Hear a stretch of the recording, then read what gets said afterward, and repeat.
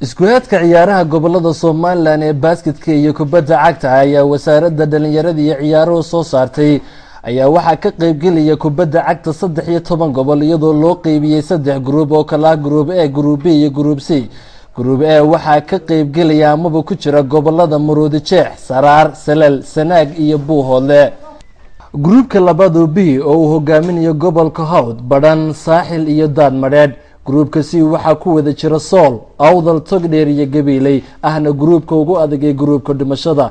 Kubadda basketka waxa ka qayb galaya 7 gobol iyadoo loo qaybiyay 2 group. Group A waxa hogaaminaya gobolka Maroodi Jeex, Hawd iyo Sanaag isagoo ka kooban 3 gobol. Groupka labaad oo ka kooban 4 kooxood waxa ku wada jira gobolada Awdal, Gabiley, Saaxil iyo Togdheer. Kahor iskuulaadka waxa ka hadlay agaasimaha guud ee wasaaradda dhalinyarada iyo ciyaaraha Jamhuuriyadda Soomaaliland Mustafa Qadax oo ka waramay tartanka gobolada ciyaaraha Soomaaliland isagoo sheegay in tartankani yahay mid muhiimad gaar ah u leh dhammaan kooxaha iyo waliba ciyaartoyga dalka yahayna mid lagu dhiirigelinayo ciyaaraha iyo ciyaartoyga. Dhanka kalena wasiirka wasaaradda dhalinyarada iyo ciyaaraha Jamhuuriyadda Soomaaliland Cali Siciid Reegal ayaa kala wareegay qalab deeq sports ah shirkadda Joburg Express. qalabkan oo iskugu jiray garamo, kabo, calamo iyo qalabka garsoorka ay ku haynayaan ciyaaraha gobolada Jamhuuriyadda Soomaaliland.